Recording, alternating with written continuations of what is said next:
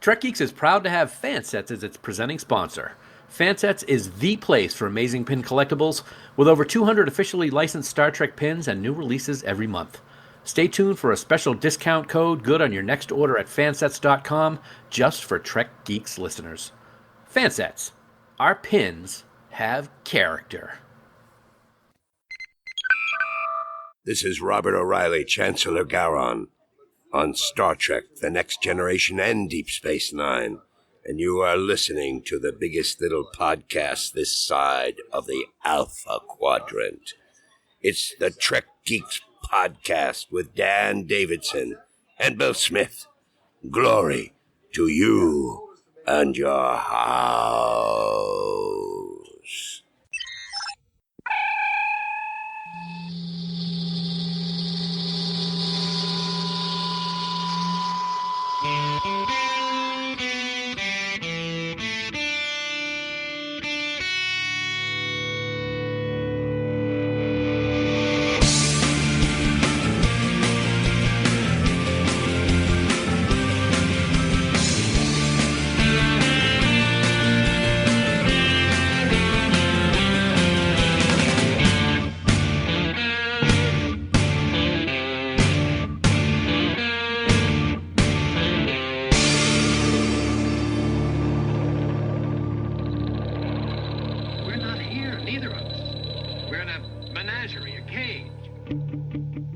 From the secret Podfleet Command outpost near Galorndon Core, it's the biggest little show this side of the Alpha Quadrant and the flagship of the Trek Geeks Podcast Network. Greetings, ladies, gentlemen, children of all ages. Welcome to the Trek Geeks Podcast and episode number 208. It is exciting to be here. We're so thankful that you've downloaded us and chosen to listen. We hope you enjoy what the conversation we have for you today. And by we, I do mean my co-host and I. He is somebody who I would have loved to have dropped into a Riemann mine and just left there, knowing that someday the sun was going to go nova. To dream. But anyway, he's Dan Davidson, and he's here to go through the topic of conversation with me now, my illustrious co-host, buddy. Glad to have you here, I think. Wow. Jolan, true to you too, pal. Goodness gracious. Dropping in a Riemann... Well, then maybe I'd be cloned and I'd take over the Empire and then try to drop the Olorem radiation on everybody. I don't know. It could happen. Have you seen you? Wow. Such a... Okay, it's going to be this way. All right, people. The gloves are off. We are here. We're going to talk today. We're going to have a little fisticuffs, Bill and I, back and forth. We do that all the time. I'm just kidding. It's good to be here like it always is, man. We got a fun conversation. You kind of teased it about a little bit. I've kind of teased about it a little bit. And we're going to talk a specific race on today's episode of Trek Geeks. Very excited because it's a race that we have not really talked about much, but now that Picard has kind of focused in on it, it's time. So, Romulans, it's going to be fun. I'm looking forward to it. How about you? I am. I had to pause to take a picture of my dog because she's sleeping next to me right here, and her paw is literally up covering her back paw. Hind paw is literally up covering her face. So sorry, I missed half of what you said. What are we talking about today? It doesn't matter what you were doing. You usually miss everything that I say because you just don't care. We're going to actually talk about the Romulans today, Bill. Are you prepared to do that? Did you get ready? Did you do a little show prep? What's your name? Exactly. Yes, it's going to be fun. Oh, well, Dan, I actually am prepared. I love the Romulans. Some may recall who may have listened to John Krikorian's Trek Profiles podcast that I cited them probably as my favorite alien race in Star Trek for reasons which we may explore today, Mon Frere. In the meantime, how can the good folks listening to this here podcast tell us about their favorite alien race? Well, it's pretty easy. If you're looking to get in touch with us, you can head right on over to trekgeeks.com/contact, and there you will find a plethora of ways to communicate with your two favorite geeks. Let's see, there's Skype chat, there's email, there's a giant blue button over on the right-hand side of the screen that you can click on and record your own voice using SpeakPipe. Whatever way you want to contact us, just make it so, because we love hearing from you. Plus, there's also the most positive Star Trek group on Facebook. It's called Camp Kittimer. It's the official group of Trek Geeks, and it's where over 1,600 other friends gather to talk Trek. It's always positive, and we never allow any bash gatekeeping or gatekeeping ever over there. To join the group, head on over to facebook.com/groups/Camp Kittimer and be ready to be part of a truly wonderful social experience. And as always, we want to thank our wonderful admins, Haley, Jackie, Sarah, and Dan, for the amazing job they do running the camp. Also, please remember that any comments or messages you leave us in any of these places may be used in a future episode. Bill, back to the studio. Thank you, Dan. It's great to be here today. Looking forward to today's topic. And of course, we do want to remind people that if you happen to be in or around the Concord, New Hampshire area on Sunday, April 26th, we are doing a special live recording of this podcast to benefit a fantastic charity. Trek Geeks Live will occur at the Bank of New Hampshire stage on Main Street in downtown Concord that night at 8 p.m. and all to benefit Granite State Dog Recovery, a great all-volunteer organization. None of their folks receive any pay whatsoever, and they help reunite lost dogs with their families and also help care for stray dogs. So for more details, you can hit trekgeekslive.com, and you can bring some raw vegetables to throw at Dan. And here's a little sneak peek of something that you might hear at the live event. Just a little one. That's all I'm going to say. Anyway. Okay.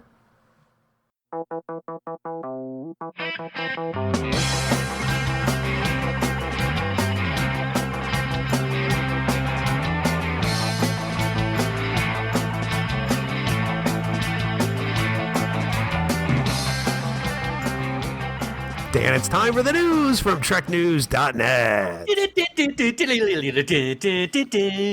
Spanning the Alpha Quadrants. For all the news on all the Star Treks, yo. It's TrekNews.net. Well, that was a little 78 RPMs there for some reason. I'm not sure why. Wow. Well, online at TrekNews.net. What was the whole... Were you imitating my little holocron over there? I was trying to. That and a little Transformers action going on. I was transforming into a musical instrument, and I failed terribly. At some point, are you going to transform into a human being trying to do a podcast? Why not? First for everything. Or why bother? One or the other. I'm not sure. Well, Dan, I'm sure the listeners love to hear that. Up first, we are knee deep in season 1 of Star Trek Picard. I'm just reading the copy the way it is. Good copy. We're knee deep in season 1 of Star Trek Picard, but of course, don't forget there's a new season of Discovery coming up real soon.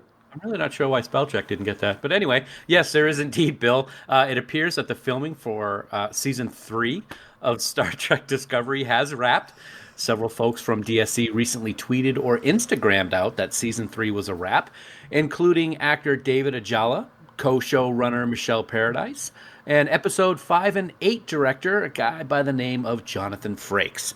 Also on Twitter this weekend, a new image of the cast of Discovery was seen standing together on a hill, which had what looked like a tattered futuristic flag of the United Federation of Planets. While there's no specific release date for Season 3, we anticipate it'll be sometime soon after Season 1 of Star Trek Picard wraps up, and I'm going to guess sometime in May, my friend. But looking forward to it. The first trailer that they sent out looked pretty interesting, so we will see what happens. Oh, so many years in the future, my bud. Well, that's that promo art that you talk about actually was yanked by CBS. So it got included in a survey sent to some All Access subscribers. It hit Reddit. It then hit Facebook. I shared it to Camp Kittimer at one point, and then I was actually contacted by the person who originally posted it on Reddit, asking me if I would mind taking it down because CBS had asked them if they would. Interesting. Okay. So since we have been in that situation with CBS before, where they have very nicely asked us if we would take down an image because it wasn't meant to have been released yet, I said, okay, sure, I can respect that, and the image got pulled down from Camp Kittimer. So right now I'm holding up my neuralizer from the Men in Black movies, and I'm about to flash the entire listening audience, and you will forget what I just talked about. Done. Who is this? Hi. Who are you? Huh? Boba Fett. Where? But the images are pretty cool, and yeah, it is a sort of the new Federation flag in tatters. That same flag you've seen in the teaser trailer that came out from New York Comic-Con, I think it was. Somewhere around there. Sometime New York. I don't know. New York, whatever. Who cares? New York sucks. Also, Dan, new Star Trek is always a good thing, and in addition to all the new stuff we currently know about, there is now new information about even more Trek headed our way. More Trek is good. Yes, sir. Let's see. We have Discovery. We have Picard. We have short Treks. We know about Section 31, Lower Decks, and the new, yet-to-be-named Nickelodeon animated series. And now we know that there are two more series in development as well, as a new Star Trek film is also announced, and more Picard novels. Very cool stuff. Viacom CBS recently said on social media, quote, "On the heels of Star Trek Picard on CBS All Access, which broke our records for total streams and subscriber signups, we are now taking the Star Trek franchise and extending it across the house," end quote.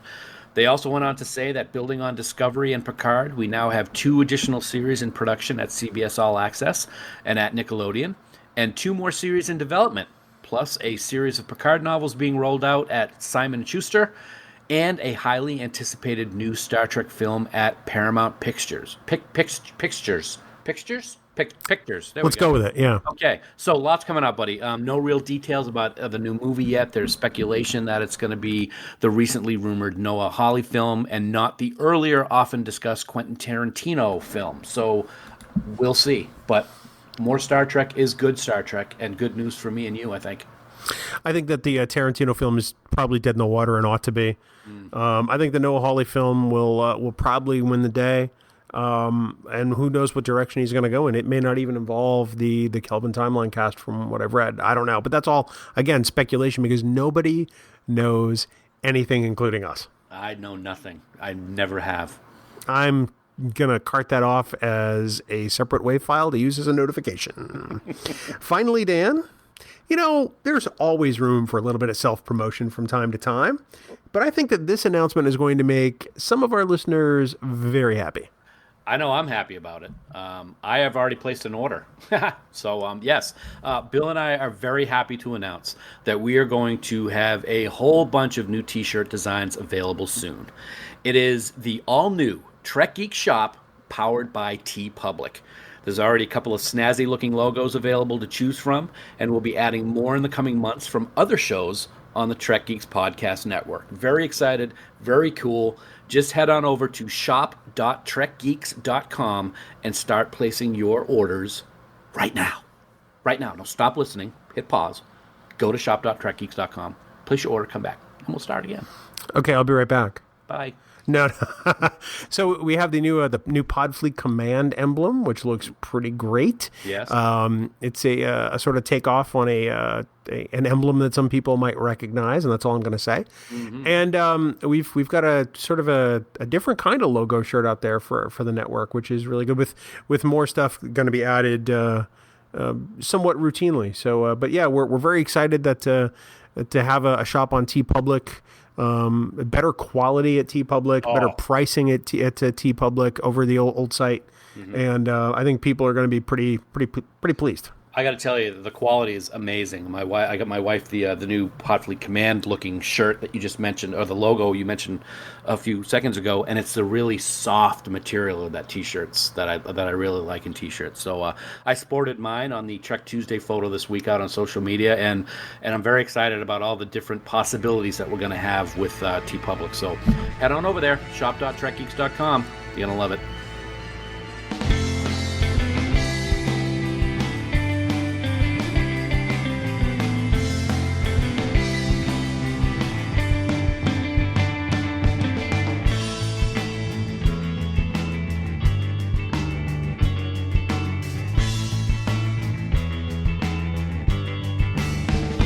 Well, lots of podcasts have sponsors, and we do too.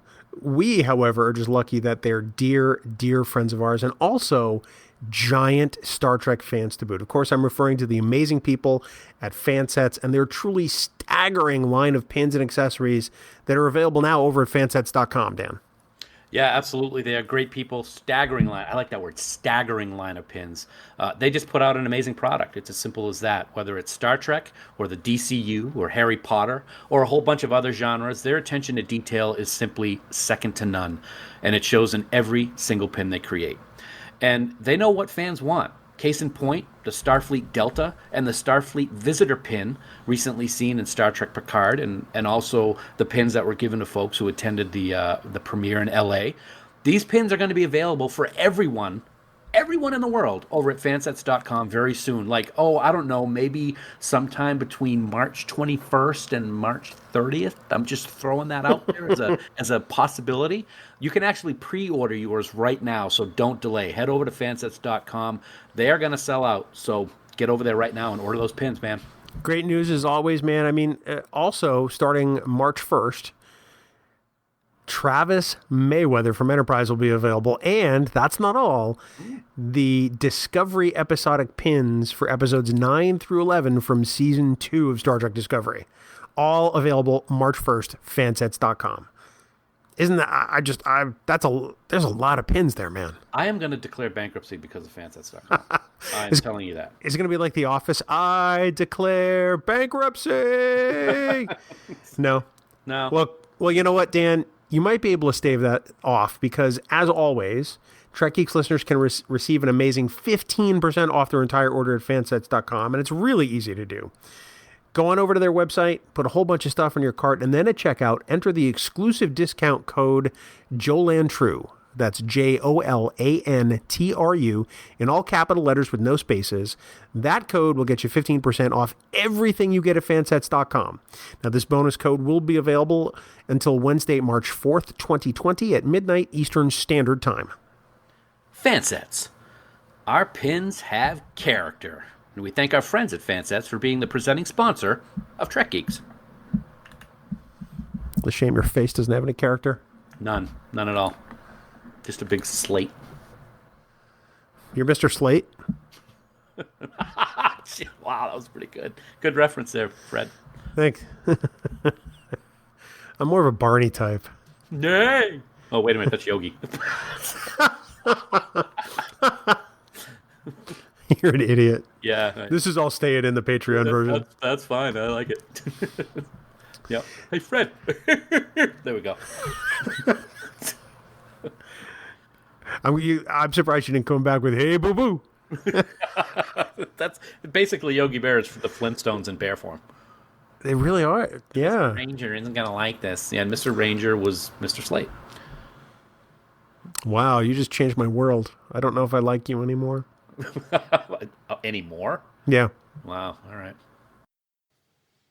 Well, young Daniel, we gather here this week. I know young was a stretch. I was trying to be kind to you because I'm about to spend the next however many minutes talking to you, and it's hard enough to tolerate that. But okay, old Dan. Yeah, thank you. We're just kind of like old man. That was kind of mean. Well, hey, I gave you young Daniel and you bitched. So we gather to talk about what I listed as one of probably my favorite alien race on the Trek Profiles podcast, and that is the Romulans. Yeah. There's been a renewed interest in the Romulans with the advent of Star Trek Picard, and although we're not going to talk about a whole lot of spoilers about this, you might want to catch up on Star Trek Picard just to be safe in case we drop a couple of nuggets as a warning. That's a good idea because it's very Romulan centric. I don't know if that's the right way to put it, but okay. Yeah, we don't want to give away spoilers. It might happen, so ye have been warned, yo.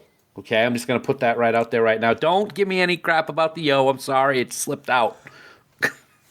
Anyway. Ye have been warned, yo. Yes, I was thinking, what's that river with the river Styx, and ye have been warned, all abandon all hope, ye who enter here. It's pretty much when we start recording every week. I think that. I just kind of wanted to throw that in for this talk about there could be spoilers. Yet you keep showing up.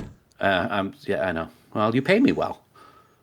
I don't pay you anything. You're just dumb. Just here for the fun.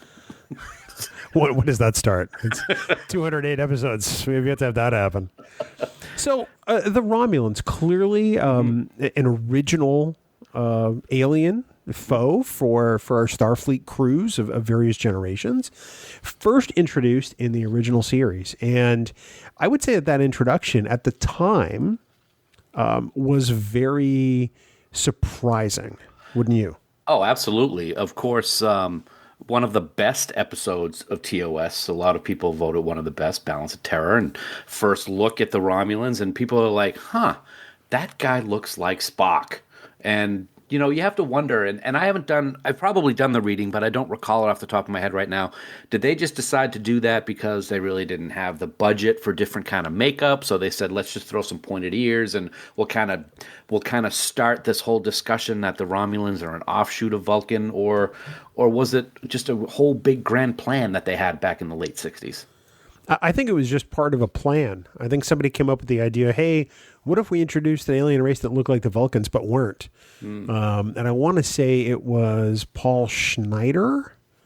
He was a freelance writer who conceived the concept, and exactly how it became the Romulans we know, I'm sure is on Memory Alpha, but it wasn't. I don't think it was something they backed into. Let's put it that way. Okay, it's kind of along the story that we've told here on the show in the past, is that when John Colicos sat down to become a Klingon, they had no clue what the makeup was going to be as he was sitting in the chair. So it was just something that kind of popped into my mind with the Romulans. But yeah, great introduction for this race, and really not a lot of Romulans to see during TOS, only a couple of times, but each time it was on, it really worked. Oh, absolutely. And I think the response from fans shows that it worked. They went back to the well with the Romulans a couple of times, probably most notably in one of my favorite TOS episodes of all time, the Enterprise incident. Yes. Where you get the introduction of the Romulan commander, which was just such a great foible for Spock. Mm-hmm. You get that tension, and she's really attracted to Spock, and he's just sort of playing it cool because you don't know he's undercover. But yeah, that sort of subterfuge quality is something that just permeates Romulan culture. So in order to beat the Romulans, Spock had to be a little Romulan.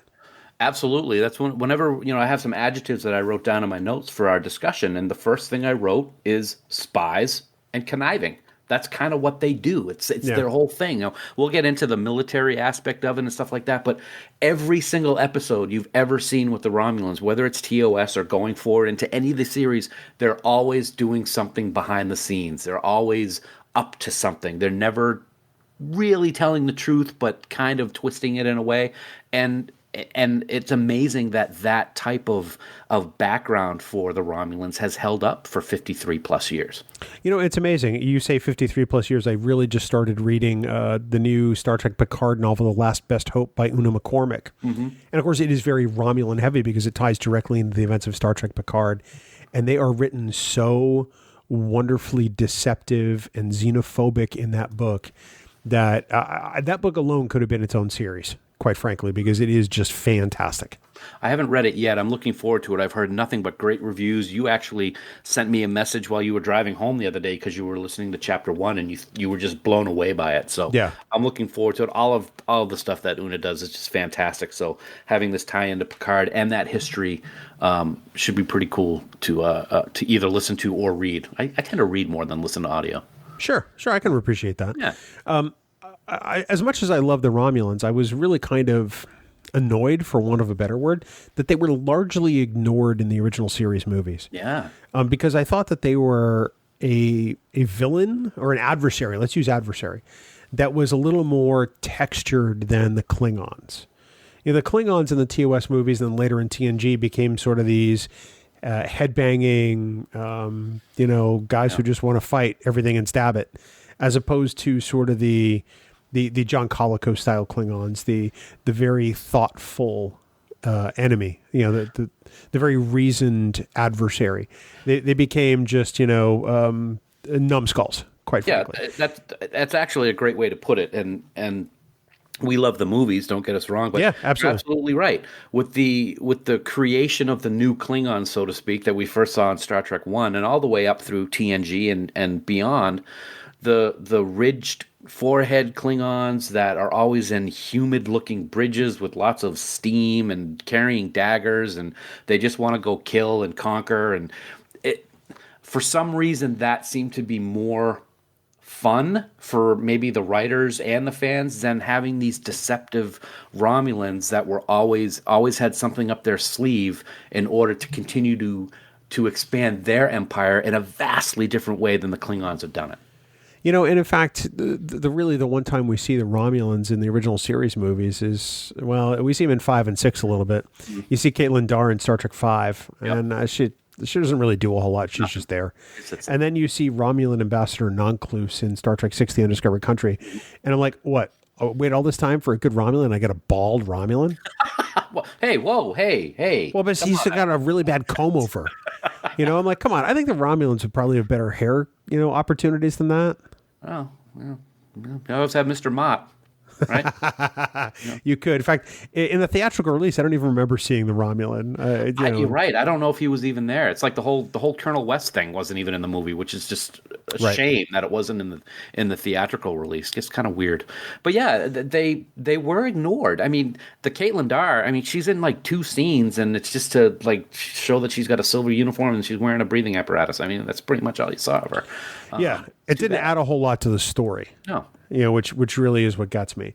And then you get to sort of the Next Generation movies. They were reintroduced a little. Oh, I'm sorry. Let me go to TNG, the series first, and then I'll get to the movies. My bad. They were introduced in the first season of TNG, and this seemed to be the pattern for Next Gen. They threatened a lot, and then actually wound up doing very little. I think that's the Romulan way. Yeah, I think so too. Yeah. What's that phrase? Talk loudly, carry a big stick or something. They talk loudly, but they didn't carry a big stick. It was a speak softly and carry a big stick. That was Theodore Roosevelt. I was online with it. So, okay. You know what I meant though. But you're kind of right though. They did the opposite of that. Yeah. They were a lot of bluster. They were a lot of threats. They were a lot of ultimatums and not a whole lot to back it up. Mainly because I think they were just as afraid of starting an interstellar war as Starfleet was. Well, look, the first time that we see the Romulans in TNG, like you said, is first season, the season finale, the neutral zone.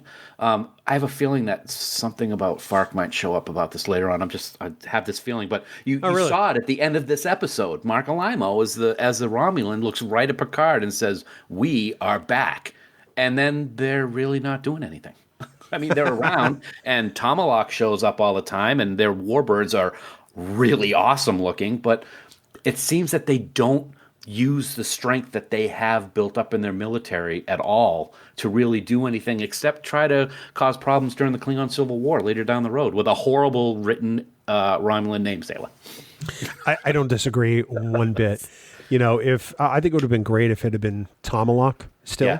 Mm-hmm. I would have loved it if he had been the continuing adversary for Picard all throughout the series. Yes. Now, granted, Andreas Katsoulis was busy doing Babylon 5 for a good chunk after that.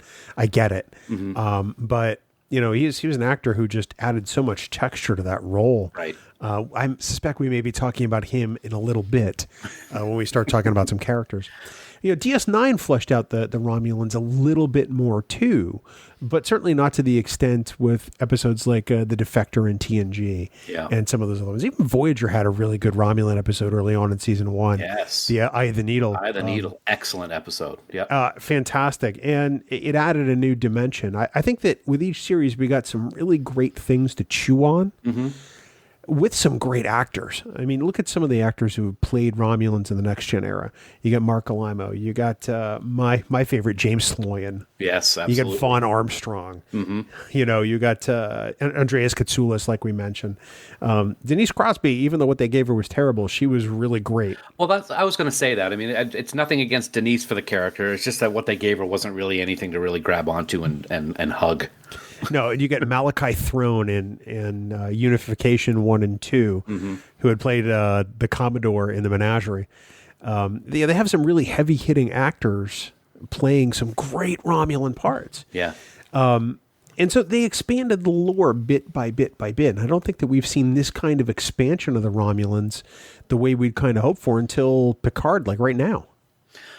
Absolutely. We kind of get some retcon thrown at us in Enterprise, which I always thought that those episodes, while they were interesting, they kind of felt out of place. And I don't know if they were trying to really force the Romulans onto us, because everybody knows that we had never seen the Romulans until Balance of Terror. But they had a huge part in what happened in the final season of Enterprise. And I think because it was retcon, for one, it really never struck home for me as much as it probably should have. I agree with that. The only aspect of that retcon I liked was that era's Romulan bird of prey. Yes. I thought that looked really Very nice. cool. Yeah, it did. I thought it was a nice homage to sort of both the TOS style and the TNG style, if that makes sense. It does, absolutely. And really, that was the only thing I liked about it. Otherwise, unless they were going to introduce the Earth Romulan War, I thought it was just wasted fan service, quite honestly. Right. And now there is a great Enterprise novel about the Romulan War, which I have not read yet, but I've read a lot of good things about it. So that's, I think that a lot of because the Romulans were not seen a whole lot, they were seen a bit, but not a lot. I think a lot of that backstory and history can be found in a lot of the novels that have been made over the years. I know that there was a continuation with the female Romulan commander, which was one of the best back in the late 70s, early 80s. So that history of the Romulan Empire is available to read in a lot of places, as well as the few times that it shows up in television. Yes, no, I agree with that. And there are some great novels out there that explore the Romulans, all throughout Trek's history, dating all the way back to the 70s up through today, quite frankly. Right. Some really, really great stories told. I would like for some of those elements to sort of graduate to the screen more as we see more crossover between the written word and the produced word for television. And maybe we'll get that. Right. One of the things that truly surprised me when Star Trek 2009 came out was how heavy a Romulan influence it had. You consider Nemesis just before it had really kind of tanked at the box office. It told what I thought was a very poor Romulan story, mainly because it centered on the Remans. Right. Exactly. Which made no sense. The Romulans get wiped out in the first 10 minutes of the movie, pretty much. The whole Senate anyway, and the Praetor and everything like that. Yeah. And I thought it was a bridge too far for the Romulans. I think we would have heard of the Remans before that, although an interesting idea. I don't think it was timed well. I think it would have been better to make it part of Romulus itself, or maybe a splinter group on the planet. Sure. Instead of saying, well, there's this second world that we don't talk about with cannon fodder. And they're essentially slaves. Yeah, exactly. Yep. Which I could see the Romulans doing. You think we would have heard about it with all the intelligence we have on the Romulans before Nemesis. It's kind of funny because in Balance of Terror, they're showing the map, which I've always loved the map of Romulus and Romuli and Remi, I think is what's on the map. Yeah. And you never hear about Rami ever again until Nemesis. And it's kind of like they're like, all right, we need to go back through the annals of Star Trek history and pick some, hey, let's create these people from this planet here that we never talked about since Balance of Terror. And then we saw what happened in Nemesis. So, yeah. And the thing that gets me is that, we know that the Romulans are, cousins of Vulcans. Mm-hmm. What the hell are the Remans? Because they look like Nosferatu. I was going to say they're like vampires. Absolutely, yeah. Yep. When you see Ron Perlman come on the screen in Nemesis, it's like, whoa, what's that? How can they be related to Romulans? That doesn't make sense. No idea. No idea. It does make me wonder about that race. I want to know more, even though I don't want to know more. And what year did Nemesis come out? 2004, 5? I'm not sure, but whenever it came out, we hadn't heard about the Remans until then. We haven't heard about them since then. So nothing really going on with that group of people at all. Of course, Romulus is gone now, and I'm sure, they never talked about whether, if Remus survived the supernova, which I'm sure it didn't, but you never hear it talk about them. That's kind of mean. I would imagine it didn't, knowing that it pretty much laid waste to the entire Romulan star system. Oh, I'm thinking, yeah. Nemesis came out in 2002, by the way. 2002, okay. Wow, okay. Yeah, it was a long time ago. Well, I am old Dan, if you remember the introduction. So. Old Dan. So yeah, you brought up a good point very quickly a minute ago, and the how Romulan-esque 2009 reboot was, and what's interesting is, but at the same time, a lot of it is in the alternate timeline, except for Nero, of course. Well, except for Romulus blowing up. Right. That's all prime timeline. That's right. Absolutely prime timeline. You got to wonder if the popularity, because I think 2009 is masterful. I just love the 2009 movie, and you got to wonder if the popularity of that, along with the popularity, of course, of TNG and having Picard come back, is it something that they thought about doing right away when they were doing the writing for Picard, that it was going to be very Romulan heavy, it was going to deal with what happened at the beginning of 2009, and we're going to build up on that entire history with Picard? I don't know if it was because of popularity or if it was just convenient, and Alex Kurtzman worked on both of them. Maybe it's, they took those events that helped lay the groundwork for 2009 and said, well, Picard is in the Countdown comics for the 2009 movie from about 11 years ago. And it does set forth the Romulan supernova in that graphic novel, in those 4 comics. Yeah. So I figured they just built on that because it was convenient. And I like the fact that Picard finally lays to rest any of the dum-dums out there that think that the destruction of Romulan was not in the prime timeline. Because it wasn't. And that's just something that we've joked about for years, because we still hear people talk about how this doesn't make any sense because it took place in the alternate time. No, it didn't. It didn't. No, it really didn't. It's one of those fun topics that never gets old.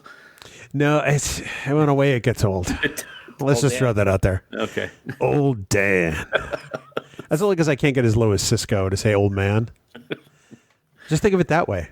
It's a term of endearment. Oh, I appreciate that. Okay, thanks. Old Dan. That wasn't bad. Yeah, thank you. Right, okay. So we have seen, we've seen a lot of Romulans lately, which is never enough for my liking. The way some people love Klingons, the way some people love Borg, that's kind of the way I feel about Romulans, quite honestly. Okay. Well, nothing wrong with that. No, and so I'm excited to see more Romulan stuff in Picard. It's a very splintered Romulan empire. Yes. It's not even an empire anymore. No, not anymore. It's very decentralized, and I think that adds even more treachery, in all honesty, without giving too many details. I like how you say that, because one of the things that I think has been good about the writing with Picard, and this isn't giving away any spoilers, but it is giving a detail away, is that we get to see... Okay, we've talked about how the Romulans looked in Balance of Terror. And then we saw them in TNG, and they had pronounced head ridges, and their eyebrows were funny, and they wore shoulder pads, and this, that, and the other thing. In Picard, we see that also, but they finally explain, just like we've tried to explain with the different looks of Klingons, is different areas of Romulus had different looking Romulans. And I think that they literally talked about that in Picard, I think was a good thing to... again, appease the people that have been questioning it for so long. And I think they did it the right way. I do too. The ridges in TNG always bugged me because they came out of nowhere. Absolutely. And then every Romulan you saw after that had ridges. Right. You know who didn't really have ridges, and I always appreciated it, even though it wasn't TNG, it was DS9. One of my favorite Romulans was Vreenak. He didn't have the ridges. He had the black straight hair and the wispy eyebrows, and not those ridges, or not the pronounced forehead that seemed to just be really weird at the time. I didn't understand the decision because they looked more like Mintakans than they did Romulans, quite honestly. Yep. Wow, we're getting really geeky here. It's a good thing we call this podcast Trek Geeks. Because that was just, a deep cut for some people and, Tuesday for everybody else. The Romulan culture to me is fascinating in the way it differs from Vulcans. We talked about their xenophobia a little bit earlier. Some people question whether they are militaristic, and I say they are, because it seems that the Romulan Empire has control over the people to the point where the people are terrified of them. And I use unification as an example. When people are eating soup, it's almost like, the Nazi SS coming through town and people just look at your soup. Don't even pay attention. You don't want nothing to do with them. I think that they exert such a control over the population that it may as well be military control, if that makes sense. I look at it a little bit differently. I definitely agree with you. What I always it's amazing that you brought up that scene, and we didn't talk about this beforehand, but it's the scene that I think of when they're just eat your soup. I don't look at it as the military SS type thing. I look at it at what I have always seen the Romulans as is these secretive spy people. I think it's more the Tal Shiar aspect of the fear, and the Tal Shiar isn't a military organization. It's more that spy organization, kind of like the Obsidian Order for the Cardassians. And that's how I always took that. Don't look up, don't cause a problem, don't let anybody notice you, because it's the Tal Shiar and they know everything about you and you don't want them on your bad side. Well, sure, but still part of the government. Right. And Go ahead. And let me add also, and you're absolutely right. I think that military is a huge part of the Romulan Empire because, as we talked about, they have massive ships with unbelievable firepower. When Yeah. you see a Romulan warbird nose to nose with the Enterprise is pretty small compared to what a Romulan warbird looks like, the Diedrich's class. So it's definitely a militaristic empire, but I also think that fear has deep roots within the Tal Shiar too. No, I think you're right, and I think that leads to a lot of their secretiveness. And that's really one of the things that kind of surprises me with the Romulans is, as the lore has continued on, is that they've become a race that deals in partial truth. And I mean, they'll tell you only so much and only so much that you need to know. And they'll probably even lie to your face just to keep the truth covered up. Because nobody should know the truth. And we've seen it in episode after episode. If you're reading The Last Best Hope right now, you see it there to the nth degree, probably to the worst it's ever been. But I was always so surprised by that must be the way that they maintain control is through that secrecy, because if people knew how the sausage was made, they would probably overthrow the government. It's amazing, too, when you think of it. The Cardassians are very similar, and I was going to say, can you imagine the Cardassians and the Romulans having a conversation? But wait, we saw that when the Romulan Cardassians went to destroy the Founders' homeworld, and it was just like one thing after another, insult after insult, and deception on both sides almost the entire time. It's amazing that they got anything done, and then they all died. And then they all died. That's a way to button that one up, Dan. Thanks so much. One of the things that really kind of surprised me, one of the big differences between Romulans and Vulcans are supposed to be that the Vulcans have control of their emotions. They've repressed them. They have them. They just have such great control of them that they rely more on logic than they do that emotional center. Whereas the Romulans really aren't supposed to have that quality yet. We don't see very many emotional Romulans. No. Which really kind of surprises me when they take the time to draw that distinction. And really, I think the most emotional Romulan we've ever seen is Nero. Oh, yeah. He's a nut burger. Well, yeah. Also, and we see Renak get mad. Yep, we do. And we, other than that, I mean, no, not a lot. It's always very controlled insults and controlled discussion with not a lot of, you're right, there's not a lot of emotion. They may smile and like Sela says, I hate Vulcans. I hate the logic. So they definitely have the emotions and they talk about them. But even that wasn't a very emotional speech. So I definitely hear what you're saying, and it's an interesting distinction and commonality between both races. It makes me wonder if there's more. If they have more alike than they really do different. Yeah. And perhaps Spock discovers some of that when he goes and spends time on Romulus. Maybe he decides that, not only does he need to stay, but he actually kind of enjoys staying.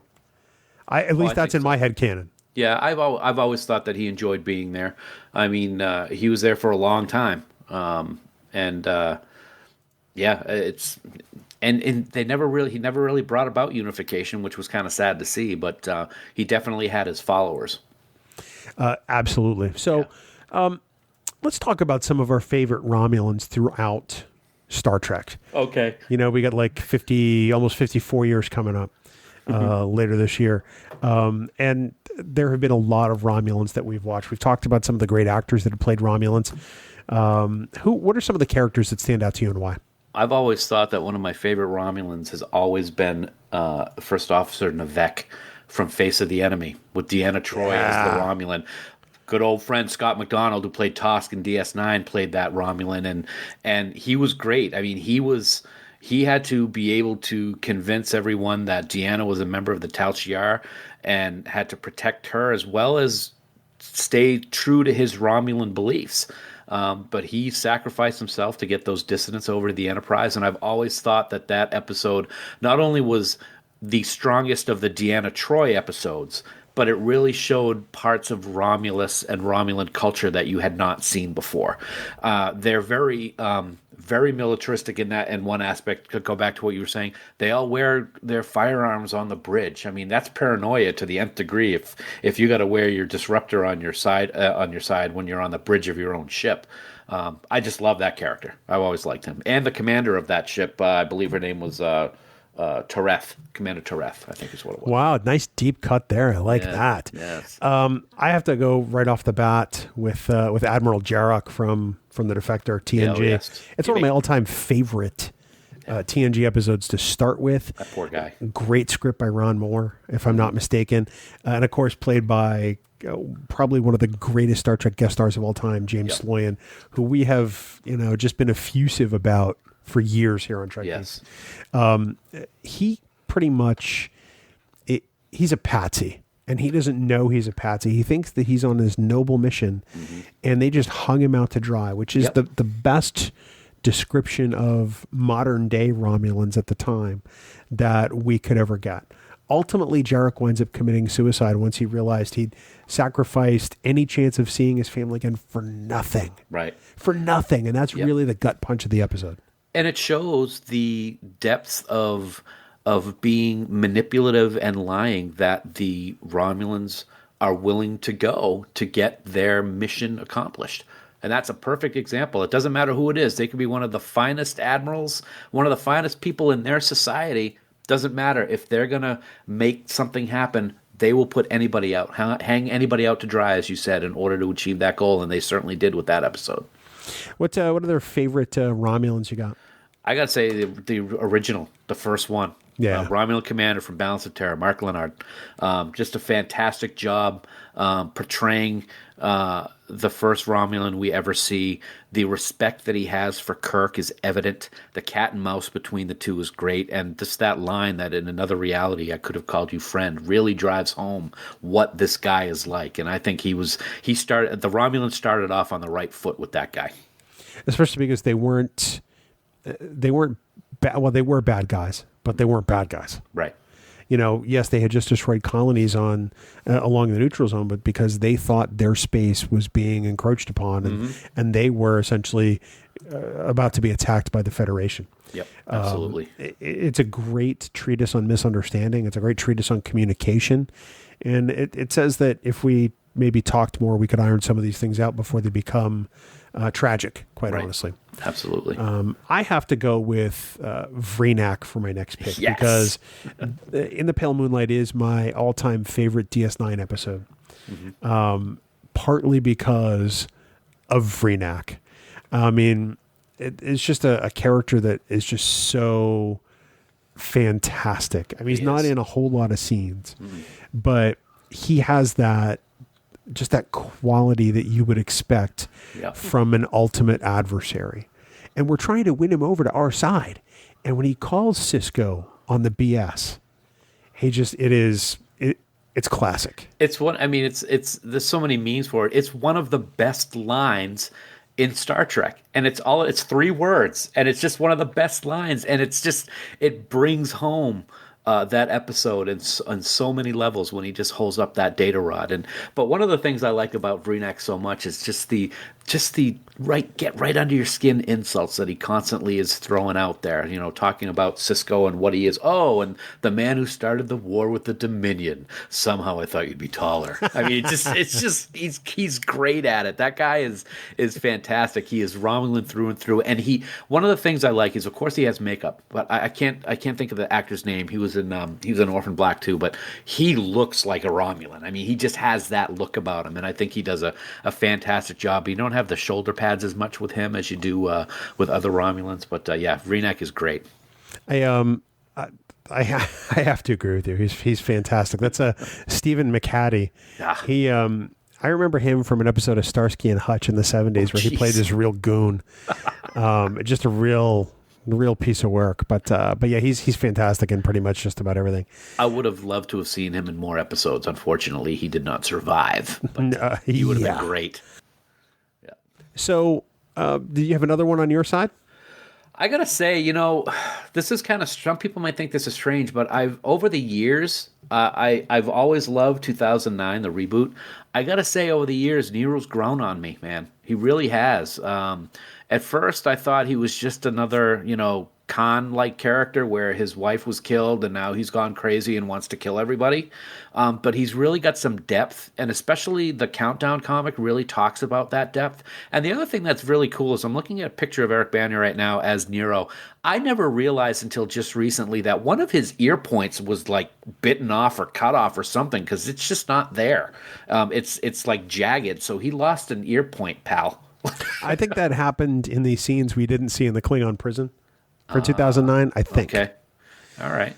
But, I can appreciate the character. I kind of have a problem with the technology and how big his ship was, and that's a lot of miles of chain that they have to drop out of that thing for the drill bits and such. But I can let that pass because I just love the movie so much. But he is a character that, surprisingly, I have grown to appreciate a lot more. I have one other one and an honorable mention. Okay. I'm going to go with the honorable mention first, and that's Senator Kretak, as played by Adrian Barbeau. Adrian Barbeau in DS9's Inter Arma Enum Sealant Legas. Absolutely. Just because, one, I adore Adrian Barbeau, and two, Kretak's pretty awesome. And then I have to say my last favorite Romulan. This is a dark horse pick. I'm going to throw it out there. It's going to surprise you, I think. Centurion Bakra from TNG's The Enemy. He's the guy who's stranded on the planet with Geordi. Absolutely, he's fantastic in that episode. Yeah. That's a great episode that shows how xenophobic Romulans really are.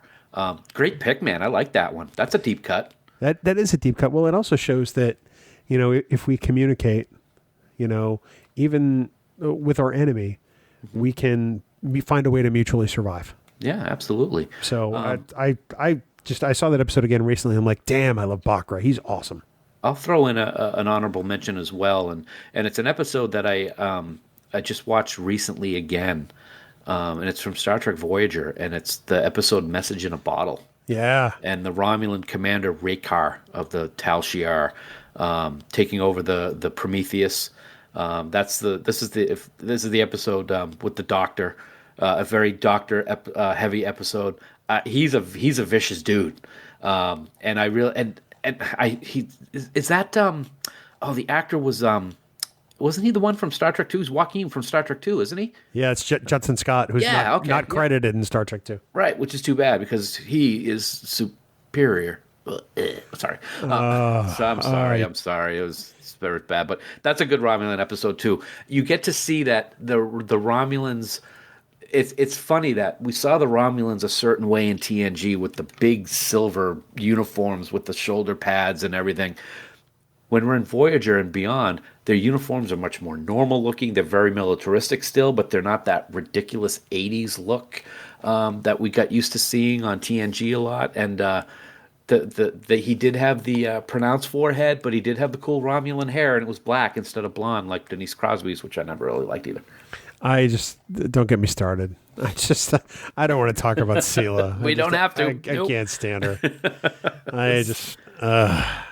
Please. Yes. So episodes. There are standout Romulan episodes in just about every series. Some of them we may like, some of them we may not. Obviously, there are some go-to ones that we know we love. If you want to watch a good Romulan yarn, if you will, which episodes are you going to dial up there on the flicks of the net?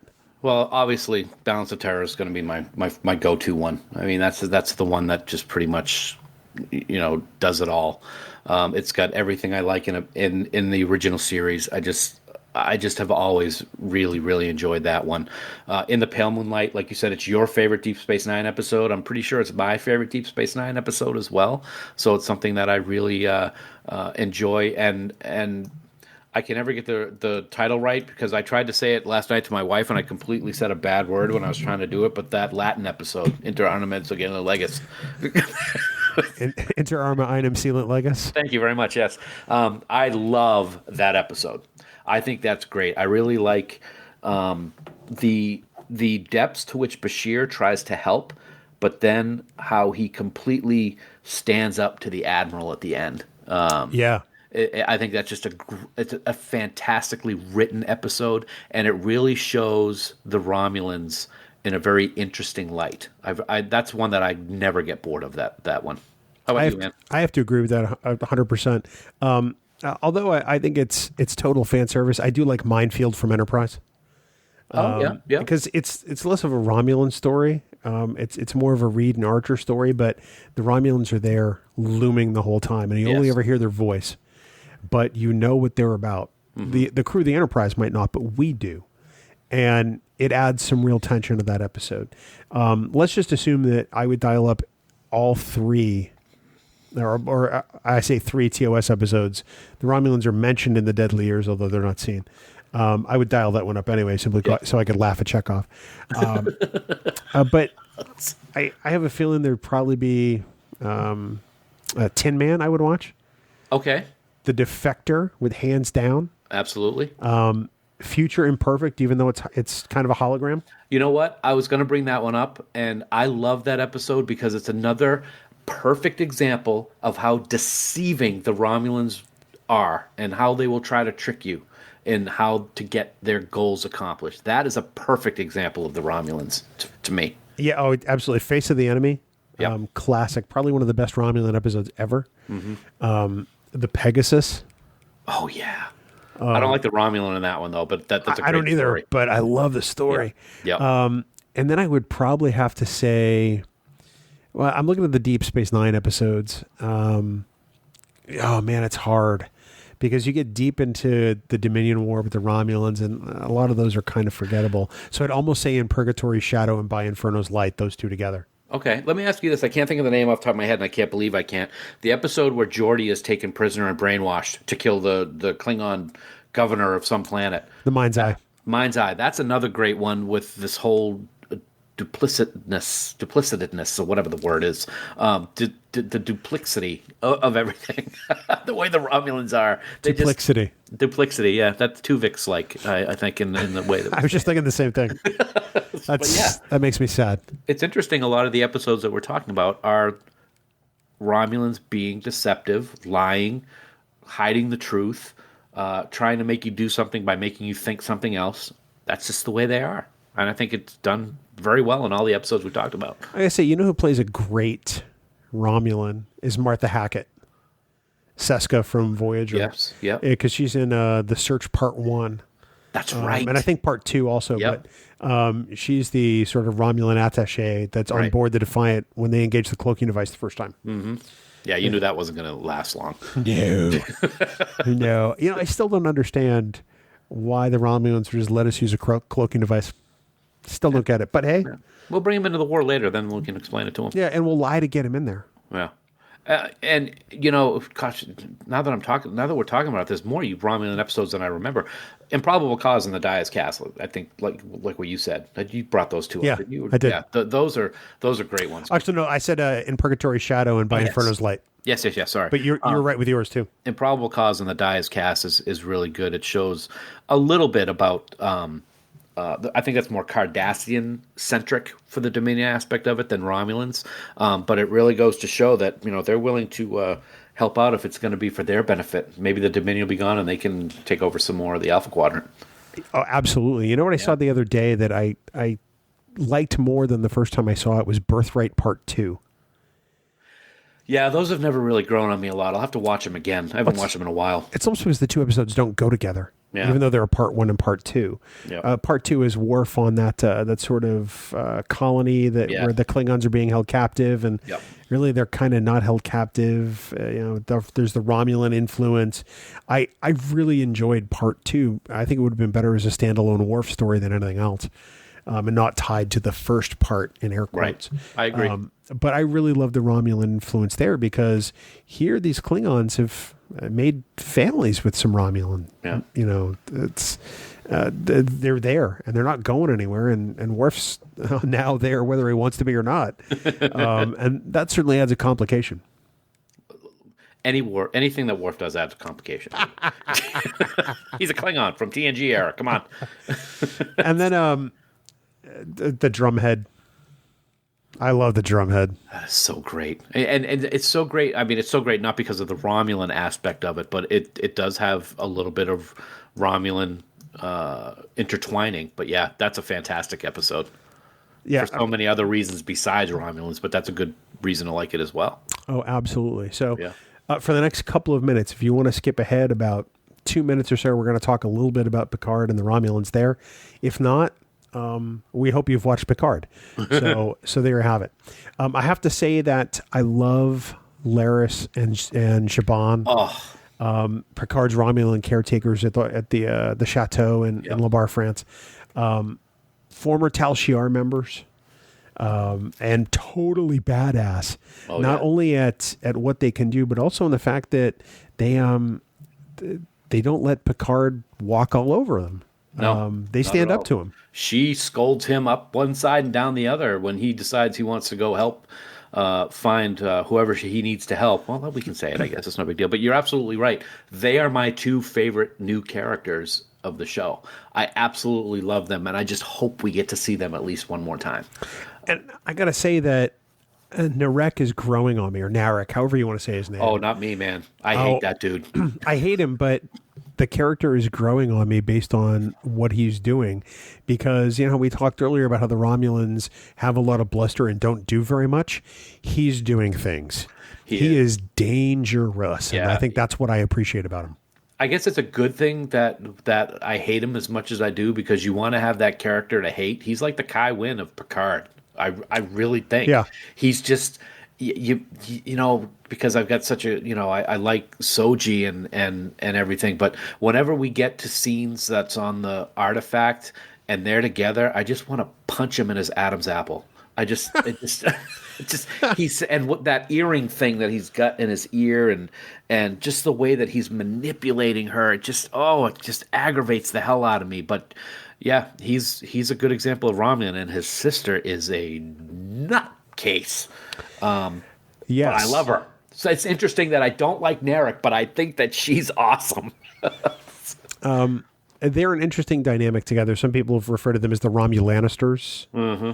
I get it, although I think I think she's probably about as crazy as Cersei Lannister is. Yeah. I think he's more dangerous than Jaime Lannister ever was. Yes, I totally agree with that.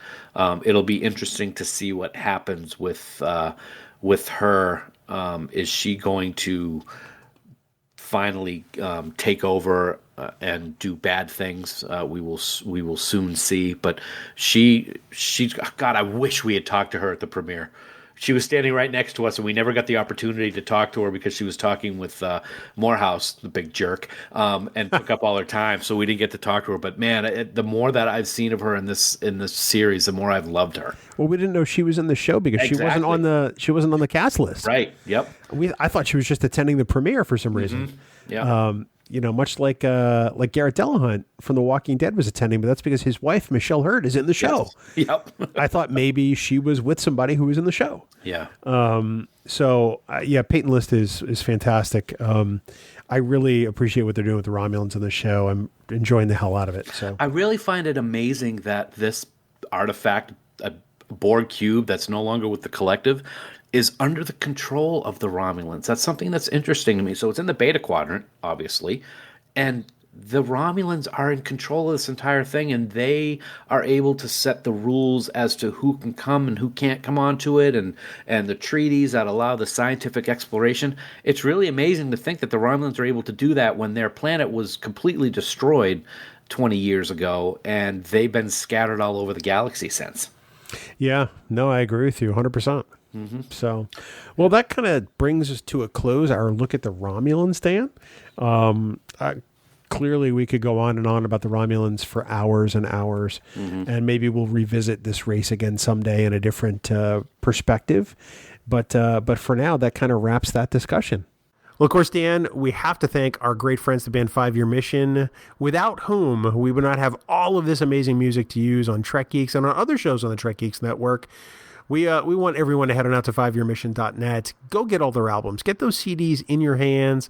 Now, I don't just mean one. I don't just mean two. I mean all of them. So year 1, year 2, year 3.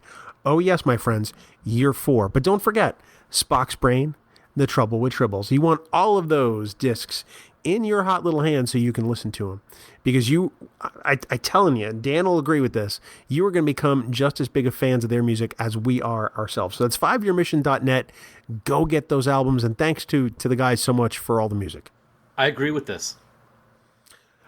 My name's Dan Davidson, and I approve this message. Yes, actually. It's great that we talked Romulans this week. You know why? Because I watched a Romulan episode. You know my episode, the special episodes that I have hidden in the vault. I found another one. Yeah. It was a good one. 3 humans are found cryogenically frozen, Bill. And they've been that way for hundreds of years. Hundreds, I say. Several outposts along the neutral zone go dark, and Picard has to juggle investigating that with the discovery of these 3 people.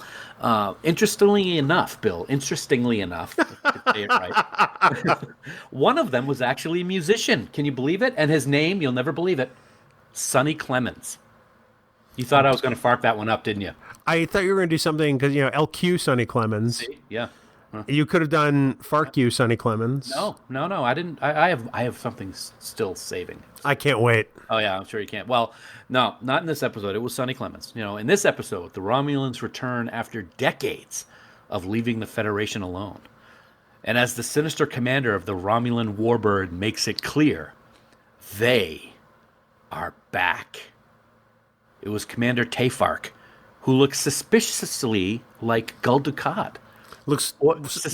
Shut up. Like Gul Dukat, or should I say, Gul Dufark. 3 Farks in one episode, baby. That's a record, I think. And I know that you are loving it because you just have this look on your face that I can't even describe. It's utter confusion. It's disappointment, both in myself and in humanity. You farked it up all right. You would aid your case remarkably if you would just stop talking. So yeah, that's 5yearmission.net. Go get all of their albums, please, despite Dan. Thank you. We appreciate it. Don't forget, of course, you can support the Trek Geeks Podcast Network by subscribing to exclusive bonus content via Patreon. You can check out our t-shirt and annual supporters pin designs for 2020 and even get raw, unedited audio of all of our podcasts, along with some other perks, Dan. Lots of perks. Check it out. We also want to take a moment to thank our associate producers for Trek Geeks. We are so grateful for their support. Thank you, Adam Sanders, Brandon Everidge, Heather Sohn, John Krikorian, Rick Tatro, Trey Womack, Sean Lynn, Shane Murray, Tim Robertson, Tim Serdar, Vikram Bhatt, Greg Rozier, Andy Fark, Kimberly Francis, Ron Robel, Brooke Horton, Christina Werther, Jim McMahon, Luke Burnham, Eric Sakian, Lisa Tomlinson, and the gracious and wonderful Conrad Hutchins. I thank you for going back to that. My world was incomplete without it last week. I missed it. Everybody missed it. We got so many letters.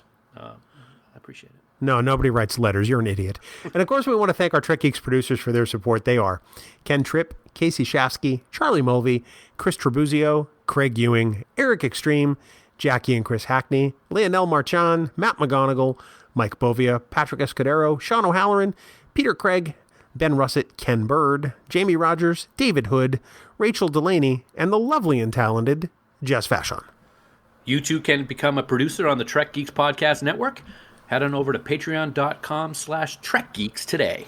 Next week, Dan, we continue to celebrate Voyager 25 with perhaps one of the best episodes of Season 6, if not the entire series.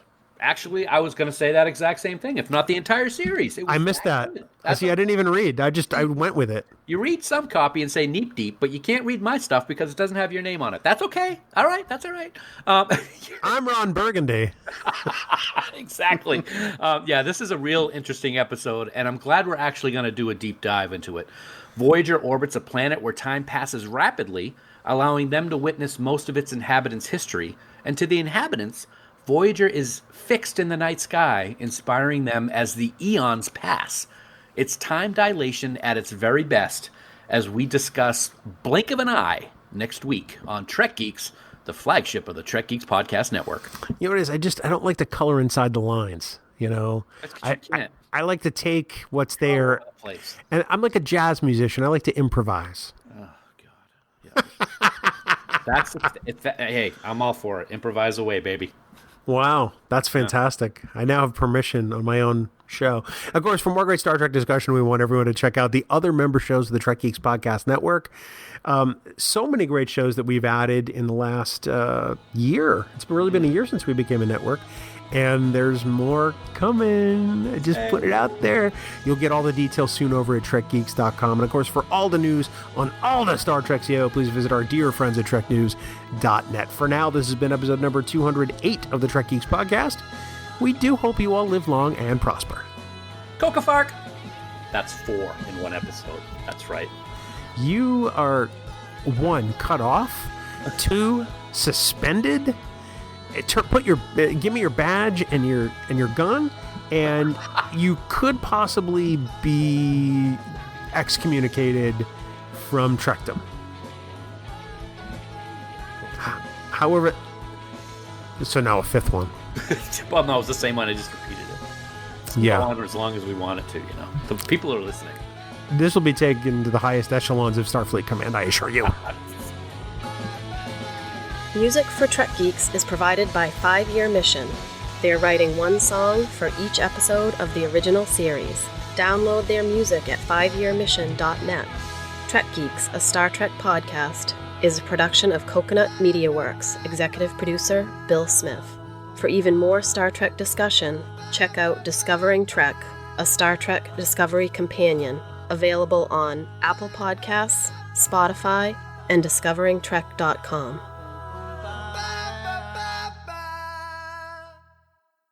Bing bong. Bing bong. Everybody go to bing bong. Bong bong. Bing ding bong. Bong. Sorry. Was that just a melody that entered your head, or? Just entered my head. So that's the first thing. I had lots of room in there for Ever. things to bounce around. It's like Pong. Remember that? Lots.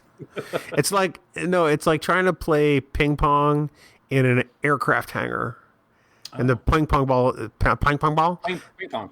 The ping pong ball is just bouncing all over the place because there's so much room. That's exactly what it's like in your head. It's like Hangar 18 in there, baby. Oh my God, that is such a great cheesy movie. It's awesome. It is awesome. I love it. Yeah, that's a good one. I haven't watched that in years, but I remember I was like just drawn into it. Was it O.J. Simpson who was hanging off the back of the truck at one point, or was it the other guy? I think so. Gary Collins is in that movie. Yeah. I'm thinking of I'm not thinking of Hangar. You're thinking Capricorn 1. I'm thinking of Capricorn, which is another great one. Yeah, but Capricorn 1 is better. Yeah, it is. Hangar 18 was like a B movie that was released, like all this speculation. What's in Hangar 18? Yeah. And it's bad. It's bad, dude. It is. But it's so fun. I think I must have watched it at least 10 times on HBO as a kid. Remote control jet. Right into the hangar. Nothing. Spaceship was fine. Oh, this may have to be the bad movie I get Kelly for Christmas. I vote for that. Yeah, write it down right now so you don't forget. I'm going to search for it on Amazon. There you go. Hangar 18, people. Oh. Yep. I give you credit for having some real inspiration today. I want to write this down. That is February 26, 2020. It's the first time it's ever happened. Time for everything. See? Yeah. I don't expect it to ever happen again. Again? I've been listening to Barry on Picard Live far too much. Yes. So does your internet drop out all the time, too? Oh.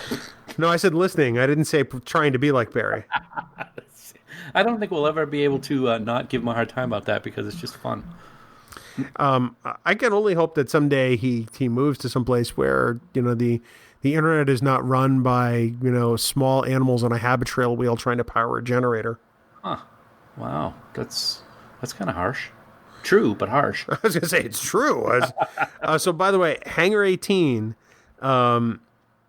directed by James L. Conway, who's directed a fair amount of Star Trek, also stars Darren McGavin and Robert Vaughn.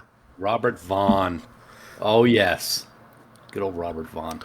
So interesting that he was actually in that. I had no idea. Or that James Conway directed it. That's amazing. Are you still there? Yeah, I am. Sorry, I was typing. I was muted because I was typing. Yeah, Robert Vaughn. Superman 3 also, if I remember correctly. I can't watch that movie. It's horrible. Richard Pryor. Yeah, Richard Pryor. And Robert Vaughn's sister gets turned into like a cyborg thing at the end. It's kind of weird. Who greenlit that piece of crap? I don't know. You know what? It's when people get a taste of success and then they make sequels, and the majority of the time the sequels are horrible. But then other times they're not. Star Trek 2, I'm talking to you. But Star Trek 5, also talking to you.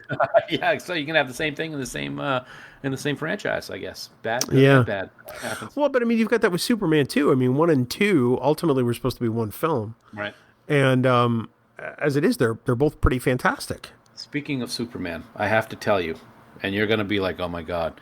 My wife and I actually sat and watched the entirety of Justice League the other night. It was on TV, TNT or TBS. The movie? The movie. Oh, I'm sorry. Yeah, it was. I gotta say the idea of what was going on was okay, but they can't hold a candle to the special effects in the Avengers and Marvel movies. I mean, they were just cheesy. They looked bad. I was not impressed with them at all. I didn't have a problem with the effects. I had a problem with the story because it was terrible. Yeah, some of the aspects of it I liked, but I just could not. I couldn't get engaged with it. I thought that Wonder Woman. The only reason I saw that movie was because I really enjoyed Wonder Woman. I thought that Man of Steel was kind of eh. Yeah. I didn't like Batman versus Superman. I truly think it's one of the worst films I've ever seen. It's one of the only. There's probably less than 5 movies that I've ever stopped watching and never watched, and that was one of them. So I did not know about the ending until Justice League, about what happened. So, yeah. So you didn't even get to the Martha's part? No. Where they realized... I shut it off when Clark and Bruce were at a party and met Lex Luthor. That's when I shut it off, which is pretty much near the beginning, because it was like, this is just horrendous. So yeah, I didn't get very far into it at all. I've read about what they did and how they created Doomsday with General Zod and all that stuff, but I never watched the rest of it. The one disappointing part, in Man of Steel, was that there was never a kneel before Zod like the one Terrence Stamp did, because he just is unhinged at that point, and that's what that character needed. You saw the depth of how mad he was, and you don't get that with Michael Shannon's a great actor, but you don't get that with his Zod. Yeah. Even though his Zod is more menacing. Yeah, he's kind of a nutburger, more so than Terrence Stamp. Yeah, but but I will say the outfit for Zod and Man of Steel was kind of clunky, kind of original Iron Man-ish. It is. Cave Iron Man was kind of clunky. Yeah, no, I agree with that. DC, I think does much better on television than they do with film. I agree. Unless they make it more real world, like say the Nolan Batman movies. Okay. Which I still think are the best Batman movies ever made. Yeah. People go, but 1989, the 1989 Batman movie is terrible by comparison. It was great for the time, but it is so dated now. Somebody recently told me that I have to go to the theater to see the Harley Quinn movie because it's like one of the best movies ever. And if you like that, and if you like Justice League, and if you like the other DC movies, you'll love it. And I'm like, well, you just talked me out of going to see it ever. So, yeah. No, you have to see it in the theater. It's good. Yeah, no, I'm not going to see it in the theater. Sorry. Yeah. I'm curious to see what happens with the Robert Pattinson Batman that is shooting now. Mm-hmm. I'll see it. No. Eventually, I've wound up seeing them all because Batman was my thing growing up. But still, for me, it doesn't get any better than Bale. Bale, don't bail on me, Bill. Oh my God. I'm glad my dog can't hear you because she's over here snoring, and I think she'd be scared by what she's hearing come out of your mouth because it's just unintelligible. Really? I didn't think it was that bad. Don't bail on me, Bill. Little. Yeah, that was pathetic. Wow. Okay. Like your face. Wow. Okay. See, people, I try to be nice to him, and this is what I get. But that's all right. He's the head of the empire now. He's going to be a jerk. He's going to be a jerk. There's nothing we can do about it. So he's going to play with his little toy now. So here we go. Anybody who's Patreon has already heard this, so they probably he got a Star Wars Borg Cube Tesseract thing. From his wife down in Star Wars Galaxy. It's a Jedi holocron. A Davacron, something or other. I'd like to send you back in the Atavacron. Yeah, Mr. Atos. I'd send you where there was nobody. I would send you to the equivalent of where Marriott Hartley winds up, just without Marriott Hartley there. 5,000 years in Sarpedon's Pass is what you're saying. Sarpedian, yeah. Yeah, Sarpedian. Tomato. Tomato. 220, 221, whatever it takes. I always feel like I have to, end any comparison like that with a quote from Mr. Mom, which doesn't fit. I don't know why. I've never really known why you do that. It's funny. No, it's not. So many people recognize that line, though. That's what blows my mind. I'll say it, and somebody will go, "Mr. Mom." Yep, that's what it's from. It's never been me. It's because you're an idiot. Well, that's true. All right, idiot. You ready to do this? I sound like Dwight Schrute. Idiot. You ready to do this? Look like him too. Speaking of which, I like him in the new Caesar's Pizza commercial with the sliced bread. Sliced bread. That's like the sliced bread. I know. Anyway, yes, I'm ready.